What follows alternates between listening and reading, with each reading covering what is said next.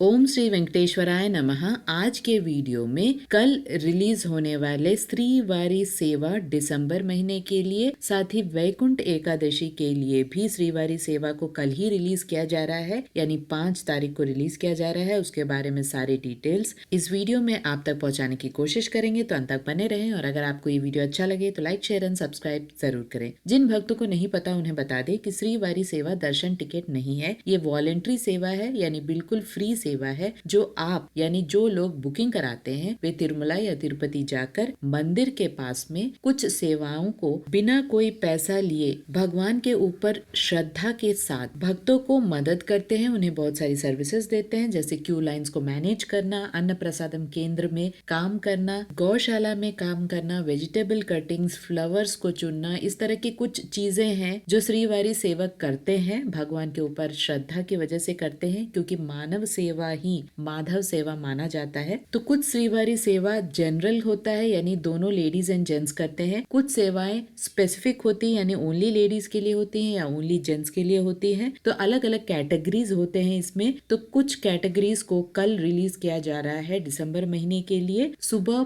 11 बजे official booking website में, यानी 5 तारीख को सुबह 11 बजे जनरल श्रीवारी सेवा, नवनीत सेवा और परकामणि सेवा को रिलीज किया जा रहा है। जनरल श्रीवारी सेवा में क्यू लाइंस को मैनेज करना, अन्न प्रसादम केंद्र में काम करना, कल्याण कट्टा यानी बाल दान के जगह में क्यूज को मैनेज करना, इस तरह की कुछ चीजें होती हैं जिसे जनरल श्रीवारी सेवा कहा जाता है। यहाँ पर लेडीज एंड जेंट्स दोनों काम कर सकते हैं। एज जो लिमिट है वो 18 से लेकर 60 साल के अंदर आपका एज होना चाहिए। यहाँ पर आप इंडिविजुअल जा सकते हैं या ग्रुप में जा सकते हैं। अगर आप ग्रुप में बुकिंग कराना चाहते हैं तो एक ग्रुप में मिनिमम 10 लोगों का ग्रुप होना चाहिए और मैक्सिमम आप 15 तक एक ग्रुप बना सकते हैं, जिसमें एक ग्रुप लीडर को भी असाइन किया जा सकता है। तो इसे जनरल सेवा कहा जाता है। 7 दिन का सेवा होता है और उसमें आखिरी दिन में आपको गर्भगृह में भगवान श्री वेंकटेश्वर स्वामी के दर्शन कराए जाते हैं। यहाँ ध्यान दें, अगर आपको गर्भगृह में ड्यूटी चाहिए तो वो सिर्फ एक ही वजह से पॉसिबल है, और वो है लकी डिप, यानी एक लकी ड्रॉ निकाला जाता है हर दिन। उसमें अगर आपका नाम आता है तो आप गर्भगृह के आसपास में भी ड्यूटी कर सकते हैं, जिसके लिए लोग बहुत ज्यादा ट्राई करते हैं, भगवान से प्रार्थना करते हैं। तो ऐसा भी पॉसिबल है, लेकिन लास्ट डे ऑफ वर्किंग में ही आपका भगवान का दर्शन होता है। इस बात की जानकारी रखें। खाने पीने के लिए आपको खुद से पैसा देना होता है, लेकिन रहने की व्यवस्था होती है। सेवा सदन 1, सेवा सदन 2, 2 सेवा सदने हैं, जहाँ पर लेडीज के लिए अलग से हॉस्टल बनाया गया है, जेंट्स के लिए अलग से हॉस्टल बनाया गया है। बहुत ही अच्छी सुविधाएं मिलती हैं, कोई भी दिक्कत वाली बात नहीं है। कोई भी स्टेट वाले लोग इसमें काम कर सकते हैं। कश्मीर से लेके कन्याकुमारी तक हर जगह से श्रीवारी सेवक आते हैं, कोई दिक्कत वाली बात नहीं है। सिर्फ खाने पीने का व्यवस्था जो है वो आपको करना होता है। तिरुमला में आप ड्यूटी दे सकते हैं, तिरुपति में भी ड्यूटी दे सकते हैं। तिरुमला में आपको पूरे दिन तिरुमला मंदिर के आसपास ड्यूटी मिलती है, लेकिन तिरुपति में 3 दिन आपको तिरुपति के जो लोकल मंदिर है, जैसे माँ पद्मावती का मंदिर है जो तिरचानूर में है, या श्री गोविंद राजू स्वामी का मंदिर है, इस तरह जो लोकल टीटीडी के मंदिर है तिरुपति में, वहां पर आपको ड्यूटी देनी होती है। 3 दिन का आपको तिरुपति में ड्यूटी देना होता है। उसके बाद 4 दिन का आपको तिरुमला में ड्यूटी पड़ता है। तो इस तरह से तिरुपति का अगर आप सिलेक्शन करते हैं तो आपको 3 और 4 में डिवाइड होता है। 7 दिन का पूरा ड्यूटी का टाइम होता है। तो बुकिंग कराते समय इस बात की जानकारी रखें। इसके साथ साथ अगला जो कैटेगरी है वो है नवनीत सेवा। नवनीत सेवा में सिर्फ लेडीज ही अप्लाई कर सकती हैं। आप इंडिविजुअल अप्लाई कर सकते हैं या ग्रुप में अप्लाई कर सकते हैं। मिनिमम 10 से लेकर मैक्सिमम 15 लोग का ग्रुप होना चाहिए। इसके साथ साथ जो एज लिमिट है वो 35 से लेकर 50 इयर्स का होना चाहिए। इस बीच में आपका एज ग्रुप होना चाहिए। और आपको जो ड्यूटीज पड़ती हैं वो गौशाला में पड़ती हैं, जैसे मक्खन निकालना, रंगोली बनाना, इस प्रकार की चीजें होती है नवनीत सेवा में। इसके साथ साथ कल ही 11 बजे एक और कैटेगरी का भी बुकिंग है, जो कि परकामणि सेवा है। परकामणि सेवा में ध्यान देने वाली बात यह है कि यहाँ पर सिर्फ जेंट्स ही अलाउड है, और वो भी ऐसी ड्यूटी है जो कि बहुत ही हाई सिक्योरिटी वाली ड्यूटी होती है। यानी आपको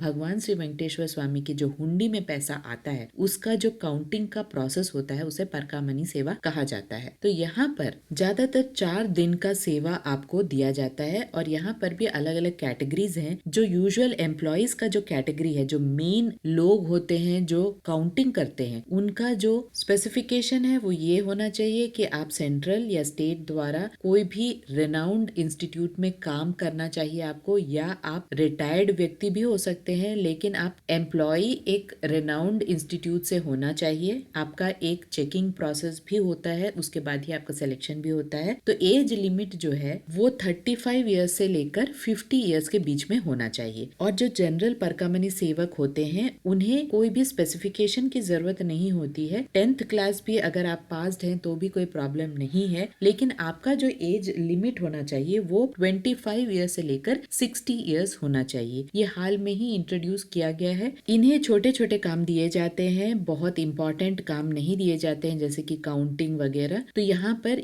ये स्पेसिफिकेशंस है परकामनी सेवा के लिए, जो सिर्फ जेंट्स ही अप्लाई कर सकते हैं। मोस्टली सदर्न स्टेट्स के लोग इसे अप्लाई कर सकते हैं। एक्सेप्शन में महाराष्ट्र है, वहाँ के लोग भी इसे अप्लाई कर सकते हैं। सारे इंस्ट्रक्शंस अगर आपको विस्तार से चाहिए तो आपको श्रीवारी सेवा के सेक्शन में जाकर सभी इंस्ट्रक्शंस मिल जाएंगे। एक एक करके ध्यान से देखिए, जिससे कि आपको कोई भी कंफ्यूजन ना हो। बुकिंग का पूरा प्रोसेस मैंने ऑलरेडी बताया है, उसे भी आप एक बार चेक कर सकते हैं। जो 7 दिन का स्लॉट होता है वो ट्यूसडे से लेकर शुरू होता है एक स्लॉट, और दूसरा स्लॉट थर्सडे से लेकर भी शुरू होता है। तो इस तरह से 7 दिन का स्लॉट्स रहता है, आखिरी दिन में आपको दर्शन मिलता है। तो ये था कल जो रिलीज होने वाले दिसंबर के स्लॉट्स हैं। यहाँ पर ध्यान देने वाले बात ये है कि कल ही यानी 5 तारीख को ही दोपहर 12 बजे वैकुंठ एकादशी के जो 10 दिन है, जो कि दिसंबर 30 से लेकर जनवरी 8 तारीख तक रहेंगे, उन दिनों के लिए 2 स्लॉट्स में बुकिंग होगा। यानी वैकुंठ एकादशी के लिए सेवकों को अलग से लिया जाएगा। और यहाँ ध्यान दे, कोई भी इम्पोर्टेंट फेस्टिवल्स होता है तो जो सेवक का एज होता है उसे घटा दिया जाता है। यानी 18 से लेकर 60 साल नहीं रहता है, 18 से लेकर 50 साल के बीच में ही आपको एज लिमिट होना चाहिए, तभी आप वैकुंठ एकादशी के सेवकों का बुकिंग स्लॉट में आप बुक कर सकेंगे। तो कल ये दोपहर 12 बजे रिलीज होगा। वैकुंठ एकादशी का जो स्पेशल स्लॉट है उसे 2 भाग में बांटा गया है। पहला भाग जो है 28 दिसंबर से लेकर 5 जनवरी तक का है, और दूसरा भाग जो है 29 दिसंबर से लेकर 6 जनवरी तक का है। तो इस 2 भाग में वैकुंठ एकादशी के सेवकों को किसी एक भाग में बुकिंग करानी होगी। और यहाँ ध्यान दे, अपने कन्वीनियंस के हिसाब से बुकिंग कराए। काम बहुत ज्यादा रहता है वैकुंठ एकादशी के दौरान, तो उसी हिसाब से अगर भक्ति के साथ शक्ति है तो ही आप श्रीवारी सेवा वैकुंठ एकादशी के दौरान बुकिंग कराए। अदरवाइज अगर आपके पास स्टैमिना नहीं है फिजिकली तो आपको दिक्कत का सामना करना पड़ सकता है, क्योंकि रश बहुत ज्यादा रहता है और क्राउड को मैनेज करना इतना आसान नहीं होता है। इसके साथ साथ ध्यान दे कि लेडीज और जेंट्स का ड्रेस कोड होता है, और ये ड्रेस कोड पूरी तरह से इंस्ट्रक्शंस में लिखा हुआ है। ध्यान से देखें, यहाँ पर ध्यान दे कि आपको ही ड्रेस को सिलाना होता है, ड्रेस टीटीडी वाले लोग नहीं देते हैं। जो वैकुंठ एकादशी का अलग से स्लॉट है ये सिर्फ जनरल श्रीवारी सेवकों के लिए ही है। परकामनी सेवा या नवनीत सेवा इसमें शामिल नहीं है। तो लेडीज एंड जेंट्स दोनों जनरल श्रीवारी सेवा में अपनी सेवा दे सकते हैं। आशा करती हूँ सारे इन्फॉर्मेशन आपके लिए इन्फॉर्मेटिव रहा होगा। अगर आपको इन्फॉर्मेशन अच्छे लगे तो लाइक, शेयर एंड सब्सक्राइब जरूर कीजिएगा। ओम श्री वेंकटेश्वराय नमः।